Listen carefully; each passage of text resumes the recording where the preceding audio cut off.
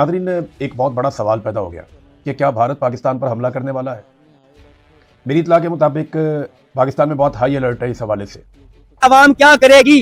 क्या करेगी? मेहनत करेगी। मेहनत क्या करेगी? आपका सर फाड़ेगी। अच्छा, और कुछ नहीं मेरा सर करेगी। क्यों फाड़ेगी? वो इसलिए कि आप लोग लिफाफे हो सब। मैंने क्या कहा? मैं तो और पाकिस्तान के वजीर दिफा ने स्टेटमेंट भी दिया है, ख्वाजा आसिफ ने। आपको पता है ख्वाजा आसिफ दिफा के नुक्ता नजर से स्टेटमेंट तो दे नहीं सकते जब तक कि पाकिस्तान की मिलिट्री एस्टेब्लिशमेंट उन्हें ना कहे। तो जो बांग्लादेश के साथ भारत का बॉर्डर लगता है, जहां फेंसिंग नहीं हो रखी है, उसको लेकर तो केंद्रीय गृह मंत्रालय ने बड़ा सख्त ऑर्डर दे दिया है। सर, भारत युद्ध से कब तक बचेगा, ये बहुत बड़ा क्वेश्चन है। डीप स्टेट एक तरफ, यूएस एक तरफ। इंडिया के डिफेंस मिनिस्टर है राजनाथ सिंह साहब। अभी उनका एक ताजा बयान आया है कि जी ऑपरेशन सिंदूर जो है वो खत्म नहीं हुआ। जहां एक तरफ वो कर्जा वापस मांग रहे हैं यूएई वाले पाकिस्तान से, वहीं पर इंडिया जो है उसकी डिफेंस एक्सपोर्ट्स इतनी ज्यादा होती चली जा रही हैं जो कि 62% जो है वो बढ़ी हैं, ये कहा।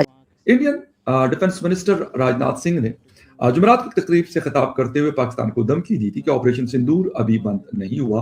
पाकिस्तान की तरफ से किसी किस्म की नापाक हरकत हुई तो हमारी फौज इसका मुंह तोड़ जवाब देगी, जो वो कभी भी भूल नहीं पाएंगे।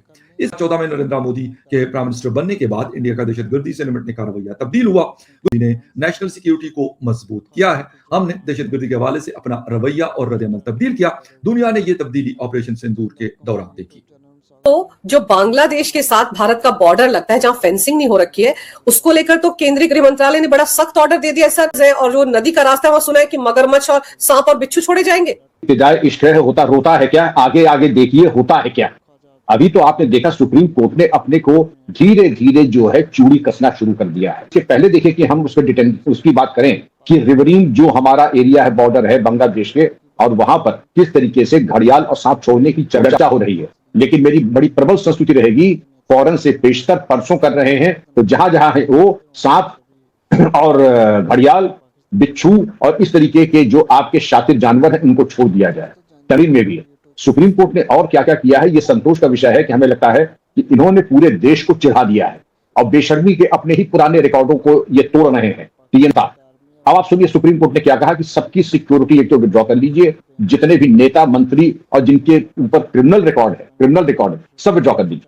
तो बुराई नहीं है, लेकिन इसकी आशना अभी तो सदमे में है, क्योंकि अगर सिक्योरिटी हटा ली जाएगी तो इनकी गुंडागर्दी भी खत्म हो जाएगी तो इलेक्शन में इनके ऊपर को प्रभावित होगा।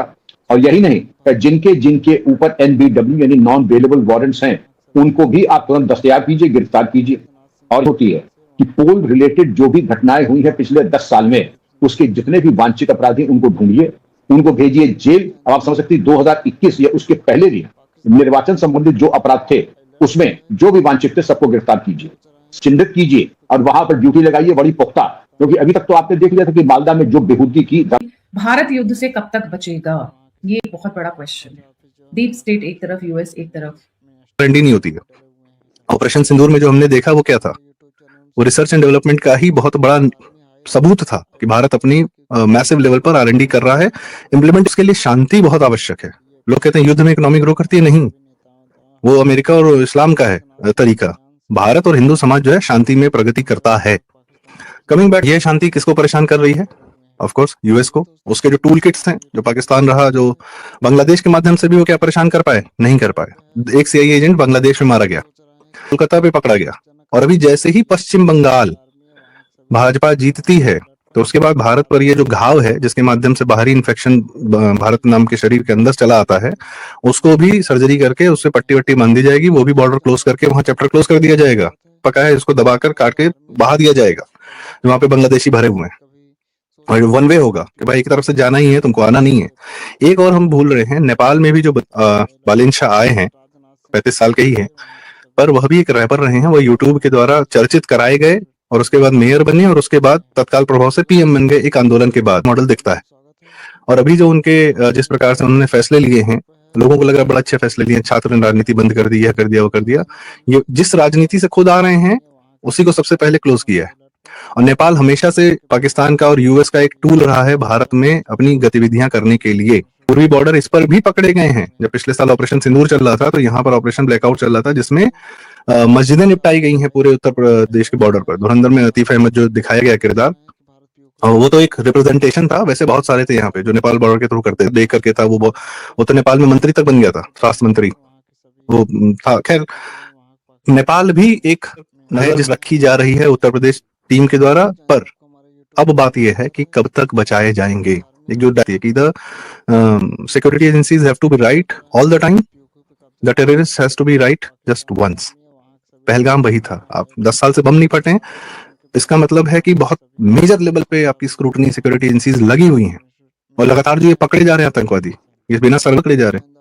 दिल्ली में जो विस्फोट, जी अगर आप देखें, अभी मैं स्क्रीन के ऊपर चलाऊंगी, ये तो लास्ट पांच एक पकड़े जा रहे हैं। पहले लोन वुल्फ अटैक के पकड़े जाते थे, अगर आपने ध्यान दिया होगा। 22 लोग पकड़े गए थे, जो मैंने लास्ट कवर किया था गाजियाबाद वाला नेटवर्क। 11 लोगों का नेटवर्क पकड़ा गया आंध्र प्रदेश और तेलंगाना में ISIS का। अब जो पकड़े जा रहे हैं वो लोन वुल्फ अटैक नहीं है संदीप जी, अगर आप ध्यान दें तो ये नेटवर्क्स पकड़े जा रहे हैं। तो अब सब पे इन्होंने इन्फेस्ट मतलब पैरासाइट होता है ना, तो पैरासाइट इन्फेस्ट करता है, मतलब वो दीमक की तरह हमारे सिस्टम में घुस गए हैं। इसमें एक और बहुत बड़ा चेंज आया है संदीप जी। पहले ये लोग अपने नाम से करते थे या मुसलमानों से करवाते थे, अब 2 चीज हो रही है यहाँ पे जो डिफरेंस है।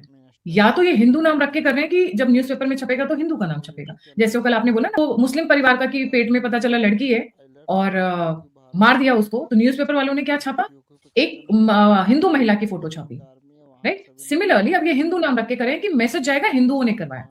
नहीं तो जो अंडर एज बॉयज हैं, हिंदू बॉयज हैं, जिनको बुद्धि नहीं है या जो बहुत ही गरीब तबके से लोग आ रहे हैं, उनको यूटिलाइज किया जा रहा है। There is a change in the strategy here.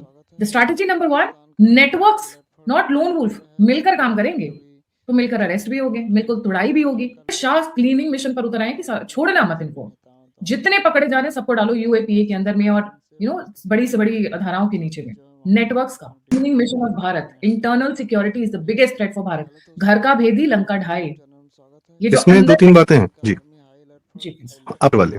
अभी देखिए PFI निपटाई गई, ठीक है। PFI एज एन ऑर्गेनाइजेशन बहुत चर्चित हो गया था, क्योंकि इस प्रकार से 2047 तक भारत को इस्लामिक बनाने का कार्य कर रहे थे, बहुत ही ऑर्गेनाइज लेवल पर, केरल में यहाँ तक कि बिहार वगैरह पूरे भारत से निपटाए गए। ईरान में जब क्या हुआ कि जब अयतुल्लाह खमैनी और इन खमैनी की पूरी लीडरशिप निपटाई गई, तो ये डिसेंट्रलाइज्ड हो गए। ईरान में जितने IRGC के कमांडर्स हैं, सबने अपना एरिया पकड़ लिया है और पूरी तरह डिसेंट्रलाइज्ड हो गए। अब कोई नाम ही नहीं है, एक नाम आता है तो मार दिया जाता है। हेलो दोस्तों, जय हिंद। आपका हमारे यूट्यूब चैनल में स्वागत है। पाकिस्तान का आर्मी हाई अलर्ट पर है, क्योंकि भारत कभी सोच रहे हैं कि भारत POK पे कब्जा न कर ले, इसलिए पाकिस्तान का आर्मी है वहाँ के सभी नेताओं तो हाई अलर्ट पे। राजनाथ सिंह के बयान से वहाँ के सभी ख्वाजा ऑफिस जो है, वहाँ पाकिस्तान के डिफेंस मिनिस्टर हैं, वो भी डरे हुए हैं। पर अब यह बिना नाम के कार्य कर रहे हैं अलग अलग एरियाज में। भारत में PFI या इनका जो नेटवर्क है, पहले सीमित पे PFI हुआ, अब यह डिसेंट्रलाइज हो गए। जो आपने बताया पकड़े जा रहे हैं, डिसेंट्रलाइज होकर छोटे छोटे ग्रुप्स में अपना कार्य कर रहे हैं। दिखने में तो ऐसा ही लग रहा है, ठीक है भाई। इनकी स्ट्रेटेजी यही है कि जहां